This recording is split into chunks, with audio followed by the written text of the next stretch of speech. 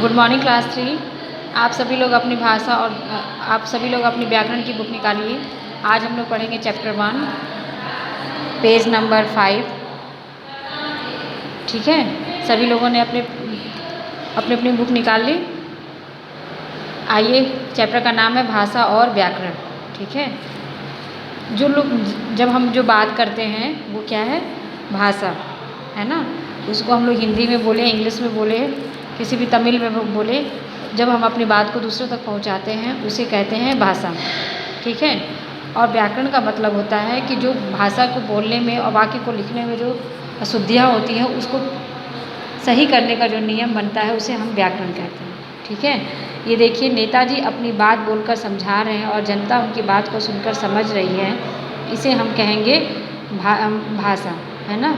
जैसे अभी हम आपको पढ़ के पढ़ा रहे हैं और आप मेरी बात को समझ रहे हैं, तो ये भाषा है। ठीक, अध्यापिका श्याम पट पर लिखकर बच्चों को समझा रही हैं और बच्चे उसे पढ़कर समझ रहे हैं, इसे भी हम भाषा ही कहेंगे।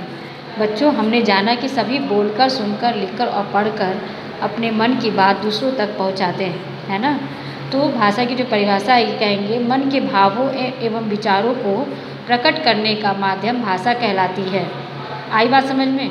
आपके मन में जो भाव हैं, आपके मन में जो इच्छा है, विचार हैं, उसको जो प्रकट करने का, बोलने का जो तरीका है उसे हम भाषा कहते हैं। आगे बात समझ में?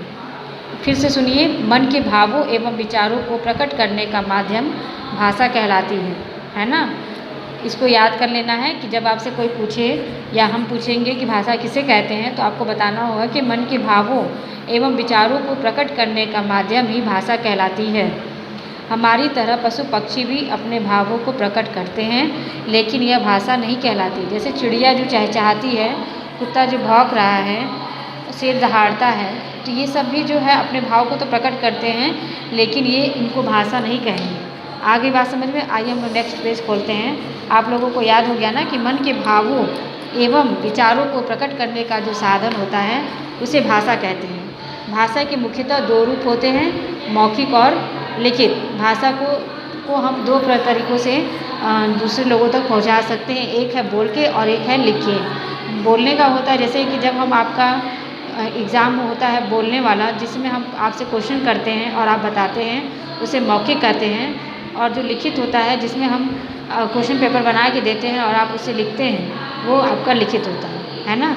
तो मौखिक और लिखित 2 तरीके से होते हैं। जब हम बोलकर अपनी बात दूसरों को समझाते हैं और उनकी बात सुनकर समझते हैं, तो यह भाषा का मौखिक रूप कहलाता है। बात समझ में आ गई? जैसे अभी हम आपको पढ़ा रहे हैं और आप मेरी बात को सुनकर समझ रहे हैं, तो ये भाषा का मौखिक रूप है। ठीक है, नेक्स्ट है, जब हम लिखकर या पढ़कर एक दूसरे की बात समझते हैं, तो यह भाषा का लिखित रूप कहलाता है ना। जैसे जब हम आपको ब्लैक बोर्ड पर लिख कर या पढ़कर बताते हैं, तो यह भाषा का लिखित रूप कहलाता है। ठीक है, संसार भर में अनेक भाषाएं बोली और लिखी जाती हैं। हमारे देश भारत में, पूरे संसार में बहुत तरह की भाषाएं बोली जाती हैं, लेकिन भारत एक ऐसा बहुभाषी देश है जहाँ पे हिंदी के अतिरिक्त अन्य प्रादेशिक भाषाएं भी व्यवहार में लाई जाती हैं। पूरे संसार में सारे संसार में सभी देश की एक एक भाषाएं होती हैं, लेकिन भारत ही एक ऐसा देश है जहाँ पर बहुत सारी भाषाएं बोली जाती हैं, जिसमें हिंदी के अलावा और भी सभी क्षेत्रों की प्रादेशिक भाषाएं भी व्यवहार में लाई जाती हैं। जैसे हम लोग पंजाब में पंजाबी बोलते हैं, गुजरात में गुजराती, महाराष्ट्र में मराठी, तमिलनाडु में तमिल और केरल में मलयालम भाषा बोली जाती है। आगे बात समझ में?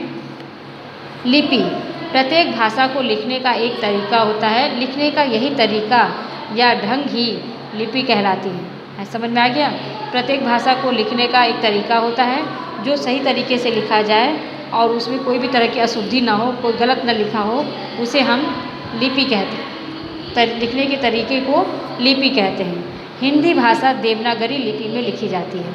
हिंदी की जो भाषा है वो देवनागरी भाषा में लिखी जाती है। आइए हम लोग व्याकरण पढ़ते हैं, व्याकरण के बारे में जानते हैं। भाषा को बोलते या लिखते समय हमें अनेक समस्याओं का सामना करना पड़ता है।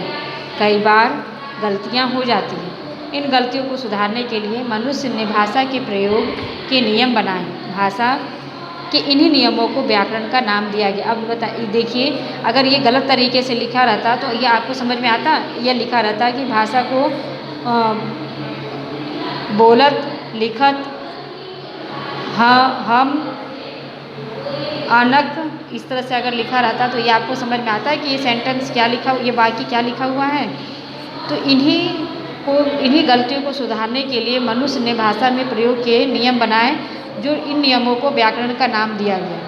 इसकी परिभाषा होगी व्याकरण की, कि व्याकरण वह शास्त्र है जो भाषा को शुद्ध रूप में बोलना, लिखना और समझना सिखाता है। समझ में आया? व्याकरण वह शास्त्र है जो भाषा को शुद्ध रूप में बोलना, लिखना और समझना सिखाता है। आगे बात आप लोगों को समझ में आइए, हम लोग देखते हैं कि हमने क्या सीखा।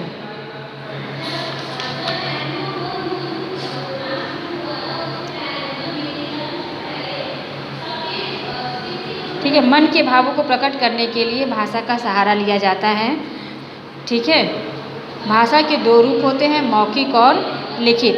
ठीक, व्याकरण के द्वारा हम भाषा को सही रूप में बोलना, लिखना और समझना सीखते हैं। ये देखिए, ये जो पिक्चर है, इसमें निम्न चित्रों को ध्यान से देखिए और बताइए कि इसमें भाषा के किस रूप का प्रयोग हुआ है। तो इसमें ये देखिए, ये लड़का कंप्यूटर पे लिख रहा है, तो ये आपकी लिखित भाषा हो गई। कौन सी भाषा हो गई?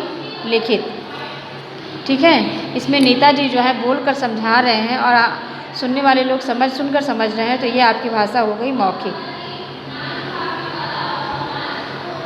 ओके, ये देखिए, इसमें आप बच्चे टीवी देख रहे हैं, तो ये इसकी बातों को सुन रहे हैं, सुनकर समझ रहे हैं, तो ये आपकी हो गई मौखिक। यहाँ देखिए, दादाजी भी लिखी हुई बात को पढ़कर समझ रहे हैं, तो ये आपकी हो गई लिखित।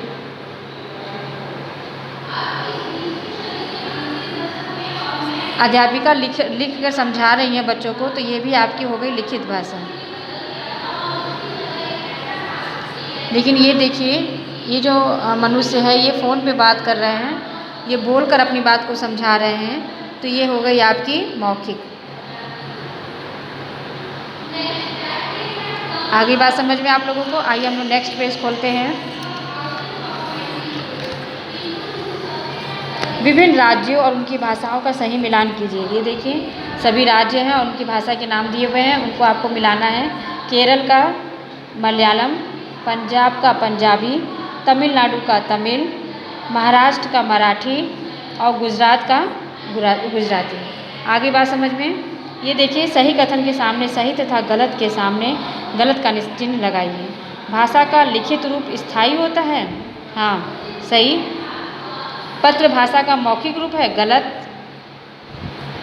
भाषा को लिखने के ढंग को लिपि कहते हैं। बिल्कुल सही।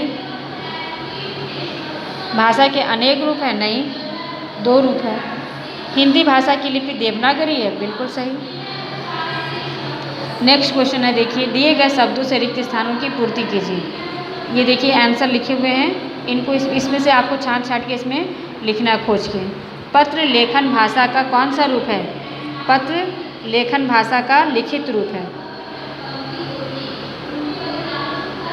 ठीक है।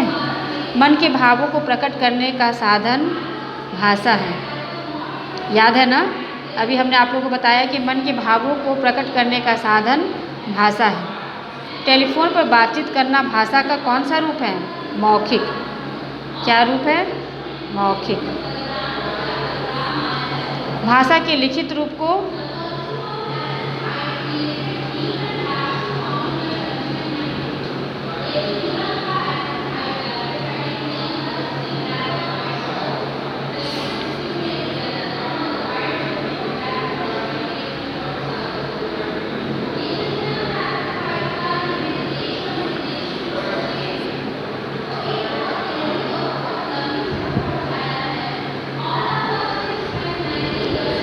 भाषा के लिखित रूप को क्या कहते हैं? हिंदी लिपि कहते हैं। ये तो गलत है।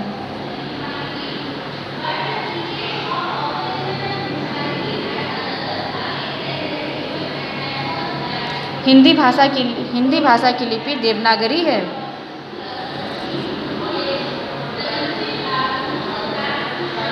ठीक है, इसे आप लोग कर लीजिएगा, अपने बुक को फिल कर लीजिएगा और याद कर लीजिएगा कि भाषा किसे कहते हैं। मन के भावों को प्रकट करने के लिए भाषा का सहारा लिया जाता है और व्याकरण के द्वारा ही हम भाषा को सही रूप में बोलना और लिखना समझते हैं।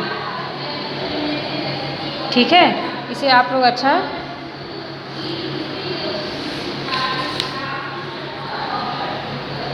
यहाँ लिपि होगा बेटा, ये देखिए ये लिपि है। ठीक है, आज के लिए बस इतना ही। गुड डे बेटा।